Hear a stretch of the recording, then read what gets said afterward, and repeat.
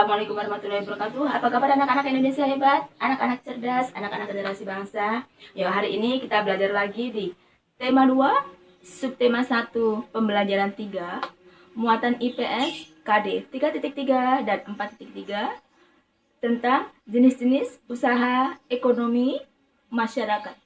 Ya. Supaya ilmu yang kita pelajari hari ini menjadi ilmu yang bermanfaat, marilah kita awali pembelajaran kita hari ini dengan membaca doa ya. Berdoa bersama-sama. Berdoa dimulai.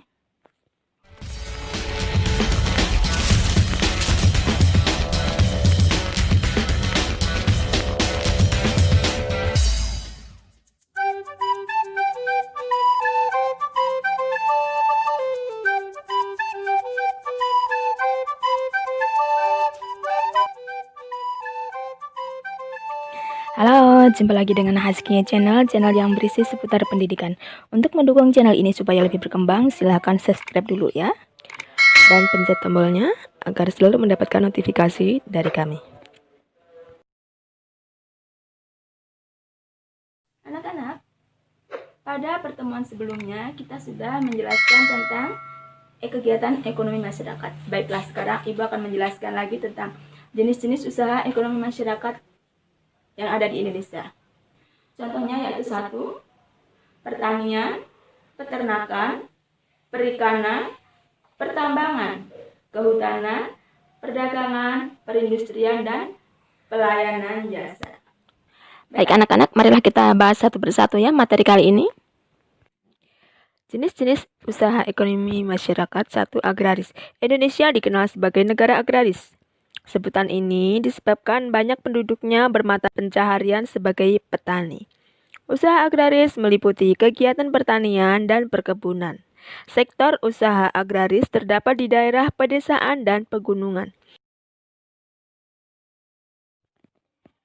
Berbagai jenis tanaman tumbuh subur dan menghasilkan banyak bahan pangan.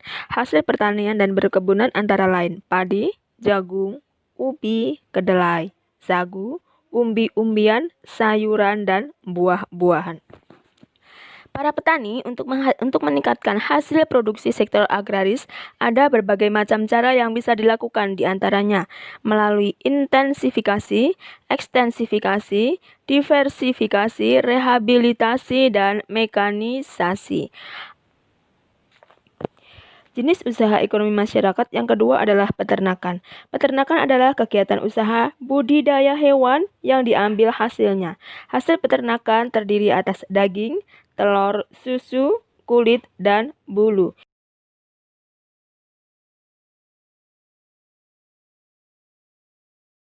Jenis peternakan dapat dibedakan sebagai berikut, yaitu 1. Peternakan hewan kecil, misalnya kelinci, kambing, domba, dan biri-biri. 2. Peternakan hewan besar, misalnya sapi, kerbau, dan kuda. 3. Peternakan unggas, misalnya ayam, itik, burung, dan puyuh. Kegiatan peternakan dapat dilakukan dalam skala kecil ataupun besar. Usaha peternakan skala kecil dilakukan oleh penduduk. Peternakan skala besar biasanya dikembangkan oleh pihak swasta atau pengusaha dan pemerintah. Upaya yang dilakukan pemerintah antara lain memberikan bantuan bibit unggul, menyediakan pakan ternak yang bermutu, dan memberikan penyuluhan kepada peternak.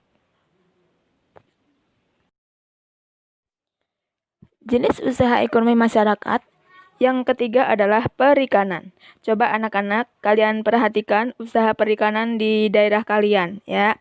Di sekitar kalian mungkin terdapat budidaya ikan di kolam. Nah, itulah contoh salah satu usaha perikanan. Secara umum, usaha perikanan dibedakan menjadi perikanan darat dan perikanan laut.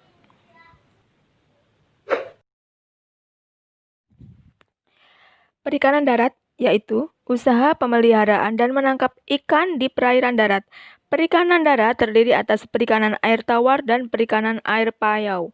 Perikanan air tawar dilakukan di sungai, danau, rawa, waduk ataupun bendungan, empang, sawah, dan kolam. Jenis ikan yang dibudidayakan adalah lele, nila, mujair, gurame, dan ikan mas.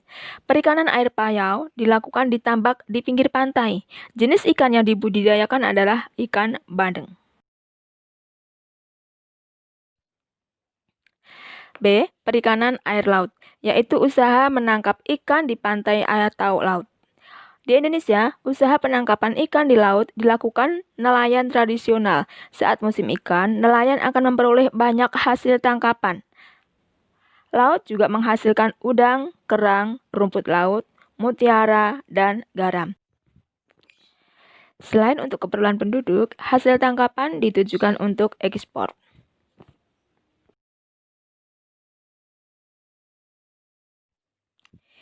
Jenis usaha ekonomi masyarakat di nomor 4 adalah pertambangan. Dilihat dari kondisi geologisnya, wilayah Indonesia mengandung banyak barang tambang. Potensi barang tambang yang melimpah hendaknya dimanfaatkan bagi kemakmuran rakyat. Barang tambang dapat dibedakan sebagai berikut. 1. Barang tambang mineral logam, misalnya emas, perak, tembaga, timah, boksit, dan nikel. B. Barang tambang mineral non-logam, misalnya belerang, gypsum, marmer, dan batu gamping. C. Barang tambang sumber energi, misalnya minyak bumi, batu bara, dan gas alam. Barang tambang di Indonesia termasuk sumber daya vital. Pemanfaatannya ditujukan bagi kemakmuran masyarakat Indonesia. Jika dieksploitasi terus-menerus, maka ketersediaan barang tambang akan cepat habis.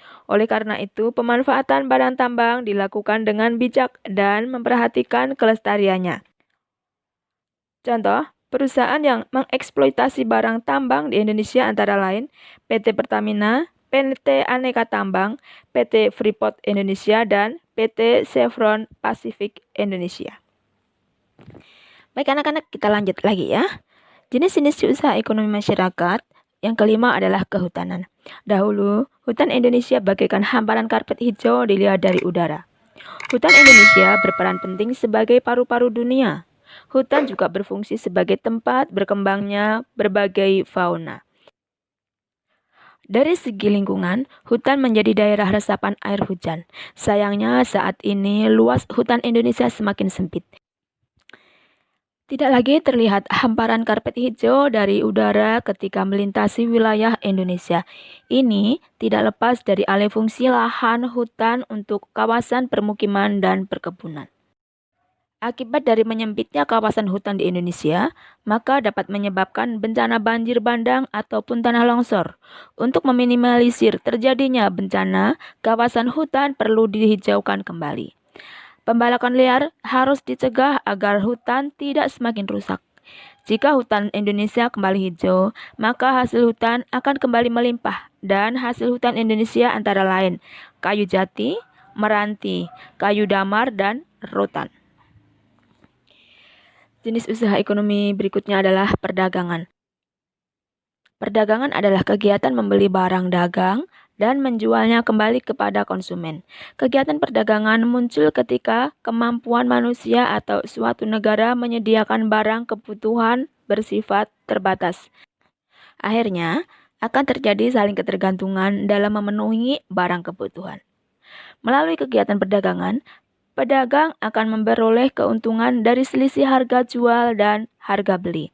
Kegiatan perdagangan tidak hanya mencakup satu daerah atau satu negara, akan tetapi kegiatan perdagangan dapat dilakukan antar negara. Secara ekonomi, kegiatan perdagangan antar negara ditandai dengan ekspor-impor. Ekspor adalah usaha menjual barang dari dalam negeri ke pasar luar negeri. Impor adalah usaha memasukkan barang dari negara lain ke pasar dalam negeri.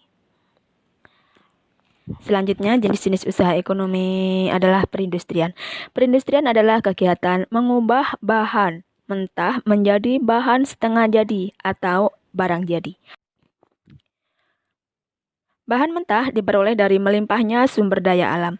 Usaha industri dapat dilakukan secara perorangan ataupun kelompok. Usaha industri dapat dikelompokkan menjadi industri rumah tangga atau home industry, industri sedang, dan industri besar. Contoh industri di Indonesia adalah industri makanan dan minuman, kosmetik, obat-obatan, garmen, serta elektronik. Baiklah anak-anak, demikianlah pembelajaran kita hari ini. Mudah-mudahan ilmu yang kita pelajari hari ini menjadi ilmu yang bermanfaat. Dadah, wassalamualaikum warahmatullahi wabarakatuh. Jangan lupa subscribe ya, subscribe dan pencet tombol loncengnya supaya tidak ketinggalan materi-materi pelajaran berikutnya.